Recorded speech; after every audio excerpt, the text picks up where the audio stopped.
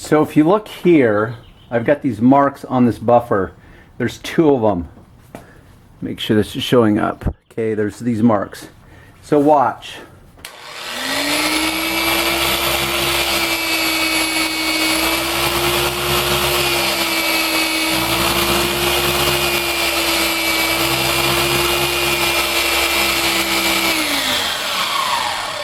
See how I can literally grab this buffer and I can stop it from spinning. Okay, that's because it's a non-forced rotation. That's what makes this buffer safe. It also, because it, even though it oscillates, you can, this is where people will commingle terms. You've got the spinning, which is rotation, and then you've got oscillation. So it depends on what you want to call it. The point is it is a very different animal than a rotary high-speed buffer. Like I've shown you in my other videos, I happen to use a DeWalt. Okay, the reason this is so user-friendly, as you saw, I can use it with one hand. If it was a forced rotation, because it is forcing it, and anyhow, let's just simplify it. It's harder, okay? I would have to use two hands to keep a forced rotation flat and level on the paint. And as a rule, you want to keep this flat and level on the paint.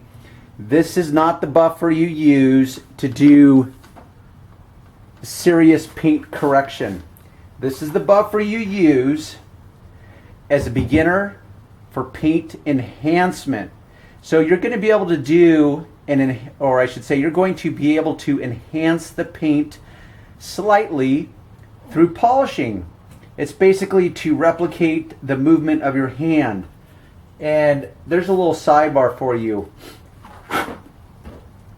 Any guy that says it's better to do it by hand, they would never use a buffer, is a guy that's either A, ignorant, or B, inexperienced, and they don't have a choice. So therefore, they're going to spin it and claim that only do it by hand because you're going to burn the paint.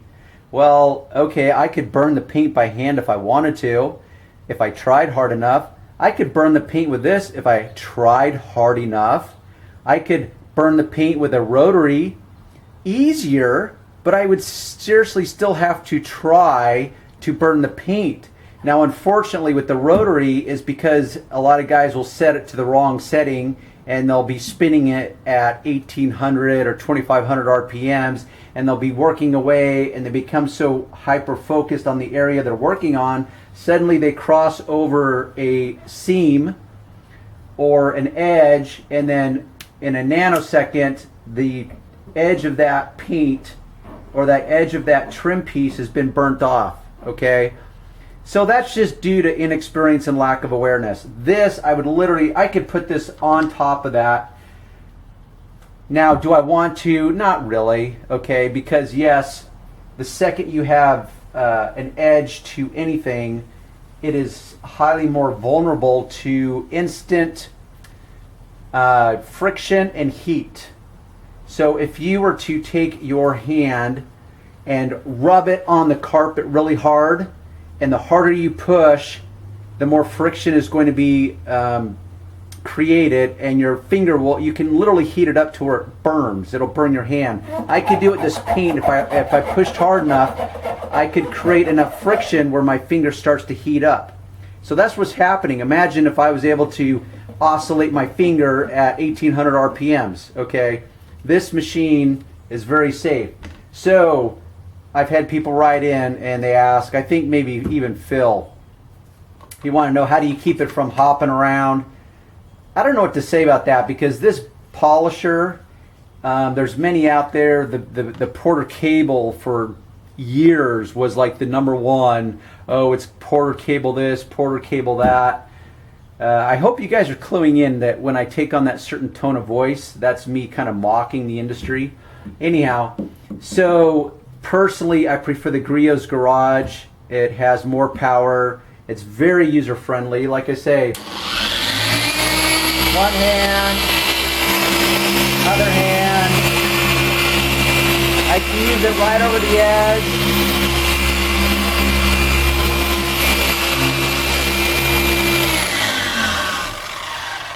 Now, do I use it? Now, do I want to put it right over the edge? Well, yes and no. Because I have experience and I know what it would take to burn the edge off of this, I can apply appropriate response to the situation. I know what I'm trying to do. I'm just trying to do a very light polish. I'm only going to use one step of polish on this. I'm actually using, and I'll show you, one of my favorite is Menzerna, their Superior Performance Polish, their SF4000. It's very user-friendly. I've actually used it in the sun. I'm in the shade right now in my garage. This is my mechanic's mother's car.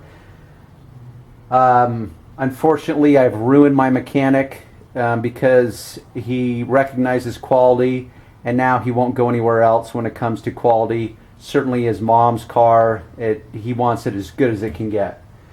Anyhow, so because we work close enough, I brought it here to my house. I'm working in my garage. I can do this in the direct sunlight. I just have to respond once again appropriately because the paint will be hotter. In fact, it will be like blazing hot, but I can still do it. In the shade, it's easier. Yes, it is. There's always trade-offs, as I say.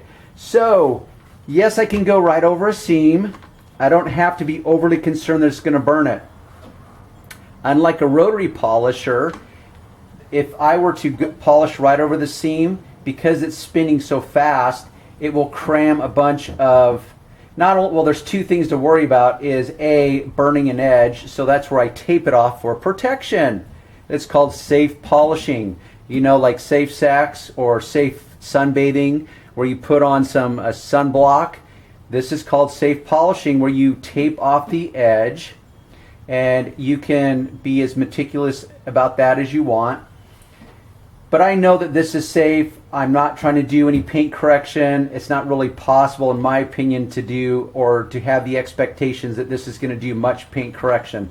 It's going to do paint enhancement. So this machine serves two purposes: for the true beginner, for the professional that knows its limitations, but knows that it's very easy to work with. It's lighter. It's just so much easier to work with than like a rotary, because I can set my rotary down to 600 RPMs, and that is so slow based on normal high-speed polishing. I could use that right over the edges also. But I just picked this because I'm simplifying it. Meaning it's all based on my customer and what he wants, what he's willing to pay, all the different elements. Point is this is very safe. It's very user-friendly. As a rule, you always want to keep it flat, especially a DA, because you're not trying to do any paint correction. You're just doing paint enhancement. So keep it flat. As a rule, I'm going to break sections down into a 2 foot by 2 foot square section. And I'm going to, after I apply a little more polish, and the first time you kind of season your pad, it's going to require more polish. Afterwards, like look, I've got 2, 4, 6, 7 little spots on here. That's all I need for right now.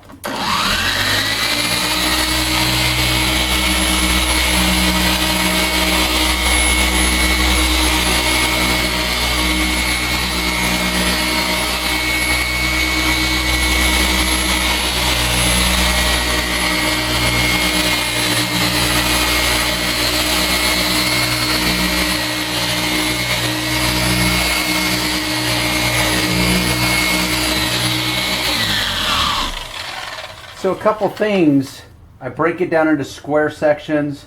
I make sure that I overlap it by a couple inches just to make sure everything has good coverage. You'll notice that I overhung the polisher on this edge because there's no adjoining edge to it. So there's less to be concerned with than this seam right here where it's got 2 adjoining panels, because typically panels will not be perfectly even. There's only one panel to worry about, one edge to worry about. Here, I've got an edge that may change the height. Let me put this down. And this is where fit and finish comes in. So you may have 2 panels that are even like this, but you may come across where they're raised like this. So if you're polishing and you don't know that that edge is higher because your eye doesn't know it and you haven't felt it. Is that even showing? Yeah, it is.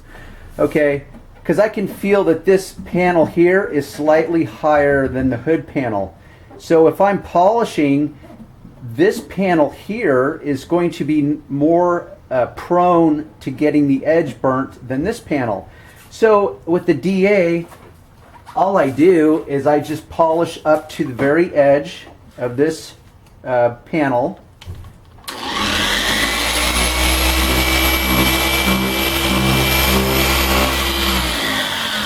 Just like that. And then I'll move on to this panel. And then at the very end, after I've polished this panel and that panel, I'll just do a couple quick passes.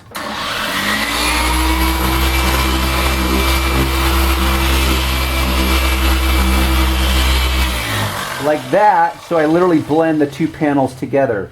So really, it's not rocket science. It's very straightforward. This is the machine I use. I also recommend the Meguiar's.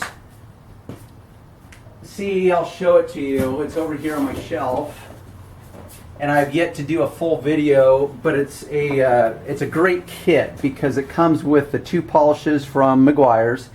It comes with the microfiber pads, which are very very user friendly.